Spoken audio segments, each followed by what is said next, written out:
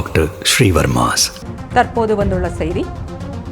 வீட்டு மின் இணைப்புகளுக்கு எவ்வித மின் கட்டண உயர்வும் இல்லை என மின்சாரத்துறை அமைச்சர் சிவசங்கர் திட்டவட்டமாக தெரிவித்துள்ளார். வீடுகளுக்கு முதல் 100 யூனிட்டுகளுக்கு கட்டணம் இல்லை என்ற இலவச மின் கட்டண சலுகை தொடரும். மின் கட்டண உயர்வு குறித்து எவ்வித ஆணையையும் தமிழ்நாடு மின்சார ஒழுங்குமுறை ஆணையம் வெளியிடவில்லை. ஒழுங்குமுறை ஆணையம் மின் கட்டணம் தொடர்பான ஆணை வழங்கினாலும் மின் கட்டண உயர்வு கூடாது என முதல்வர் ஸ்டாலின் உத்தரவிட்டுள்ளார்.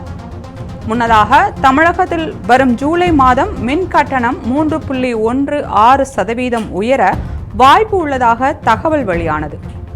2026-27 வரை ஆண்டுதோறும் ஜூலை 1ஆம் தேதி முதல் மின் கட்டணத்தை உயர்த்த தமிழ்நாடு மின்சார ஒழுங்குமுறை ஆணையம் அனுமதி வழங்கியது. அதன்படி கடந்த 2023 ஜூலையில் 2.18% கட்டணம் உயர்த்தப்பட்ட நிலையில் 2024ஆம் ஆண்டு 4.83% உயர்த்தப்பட்டது. வீட்டு மின் இணைப்புகளுக்கு எவ்வித மின் கட்டண உயர்வும் இல்லை என மின்சாரத்துறை அமைச்சர் சிவசங்கர் திட்டவட்டமாக தெரிவித்துள்ளார். வீடுகளுக்கு முதல் 100 யூனிட்டுகளுக்கு கட்டணம் இல்லை என்ற இலவச மின் கட்டண சலுகை தொடரும். மின் கட்டண உயர்வு குறித்து எவ்வித ஆணையையும் தமிழ்நாடு மின்சார வாரியம் ஒழுங்குமுறை ஆணையம் வெளியிடவில்லை என சிவசங்கர் தெரிவித்துள்ளார். ஒழுங்குமுறை ஆணையம் மின் கட்டணம் தொடர்பான ஆணை வழங்கினாலும் மின் கட்டண உயர்வு கூடாது என முதல்வர் ஸ்டாலின் உத்தரவிட்டுள்ளார்.